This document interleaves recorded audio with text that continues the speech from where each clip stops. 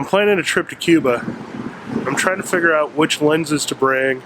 And I've got the Sony 24 to 240, and DxOMark says that it only resolves 19 megapixels on the A7R2 body. So I don't know. Some people seem to like it a lot. Some people say it's really soft. So I'm on Cherokee Street. I'm going to shoot a couple photos with it and see if it'll work or be sharp enough as a travel lens for a trip to Cuba, or if I should stick to the 16 to 35, the 50, and some other prime lenses. I'd like to be able to just keep this lens on and keep my kit compact, but I want to see if it has enough resolving power to make it worth it.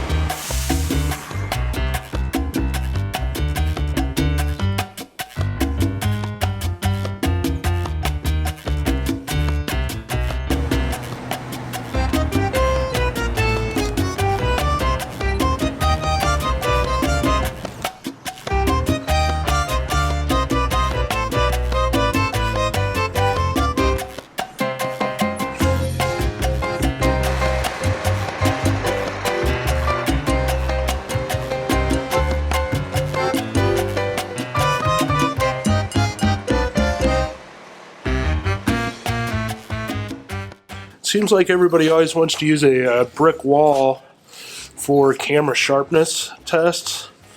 So I'm at the Wash U campus where there are tons of brick walls. Actually, it's more like masonry and stone, but I'm going to take some pictures. I'm in the quad, take some pictures of the building over there to judge ultimate sharpness.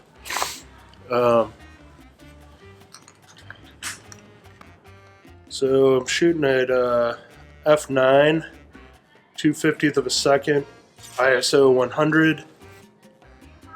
Gonna zoom in to 100 millimeters. Take a picture of the top of the building there. Back out. Now I've read that this thing is better from 24 to say 100. So I'll shoot some at 100 millimeters, see how that works out.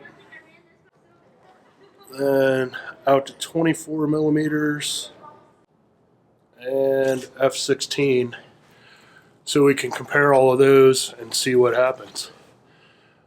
Alright, I think we're going to go back to the computer, review them, and see what happens. Okay, we've got everything loaded into Lightroom here.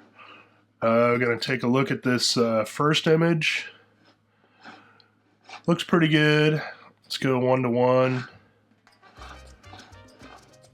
Looks like we can read this visa and everything here. Can't quite read that sign, part of the sign over here. Let's go through here. This looks pretty good and sharp. Let's check out towards the edges. You can see these little light bulbs right here. Let's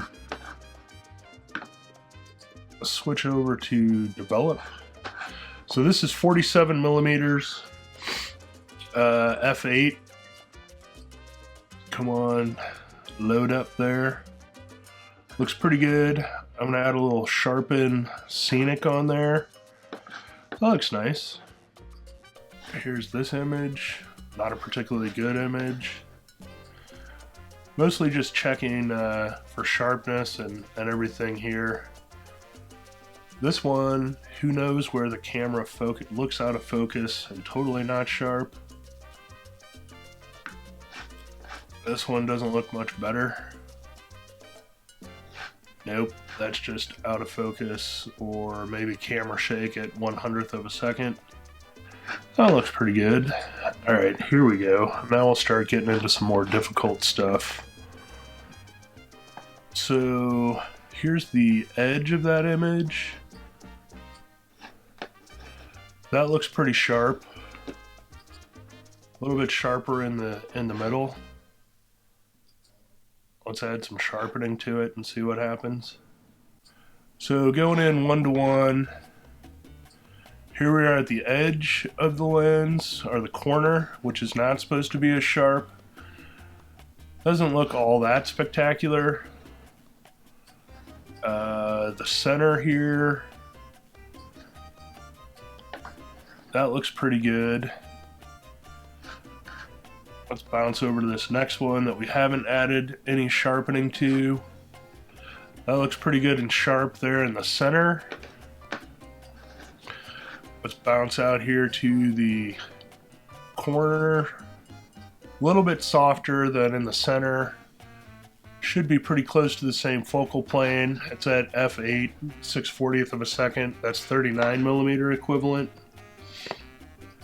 Here's one where we zoomed in to 240mm. That doesn't look terribly sharp. I mean, it's acceptable, but not super sharp. Let's see, another one at 240mm. Iffy. f8, 500th of a second. Iffy sharpness there. This one's at 120mm. Looks a little bit better. Zoom in 1:1. Yeah, that looks pretty good. That seems usable. Let's go out to the edge here and see what we see out there. Not quite as sharp as the center. Let's throw some sharpening on there. See what we get. Makes it a little bit sharper. Maybe some punch. Here's the sign in the middle, 101mm. f8. Not groundbreaking, but I think completely usable. Okay, going down here. There's that building again at 24mm. I definitely think it looks good at 24mm. So there's the center. Let's check out this corner up here. Yeah, it's definitely getting soft up there in the corner, but really, who cares about the corners? I mean, is your main subject over here in the corner? No. It's right here, smack in the dead center, in which case it looks pretty sharp at f8 at 24mm in the dead center. Throw some sharpening on there. A little punch, because I like the punch button. Yeah, that's usable. Alright. So since we're planning a trip to Cuba, I found some old cars down near Cherokee Street. Here's an old Thunderbird. That looks pretty cool. That's 1:1. Wait for that to load up. So that's 67mm, f8. No, I guess, is that out of, oh, there it goes. So here's this little fender ornament. So this is at 240mm, f6.3, which is the maximum or minimum aperture at that. That looks pretty good, decent. I drag the exposure down a little bit there and bump up the contrast. Give it a little clarity. That's usable and cool, I guess. So then after shooting all that stuff, I decided I was out near Cherokee Street. I decided to stop by Sump and get some coffee. This looks pretty sharp. Let's go in 1:1. That was 46mm equivalent, f6.3. So then my buddy Matt was there. And I got him to make me a cortado. since I was playing with my camera, he got out his camera as an old Olympus. I guess the camera decided to focus on his face there. And here it looks like it focused on the camera. I don't know, maybe there's some motion blur in there. Let's go 1:1. So this is 44 millimeters, 60th of a second, f4.5. Yeah, it looks like motion blur, not terribly sharp. Here's my coffee. There's Scott in the background. And here we are to wash you. Well, this shot is totally out of focus.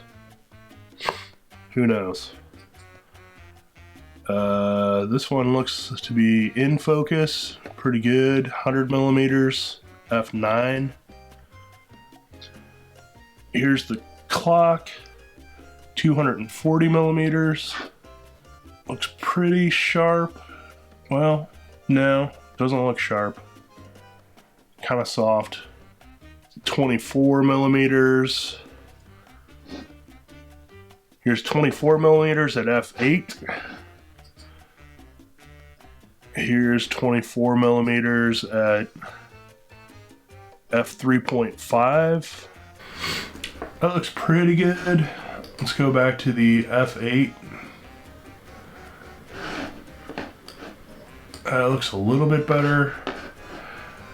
Let's throw some sharpening preset on that and some punch.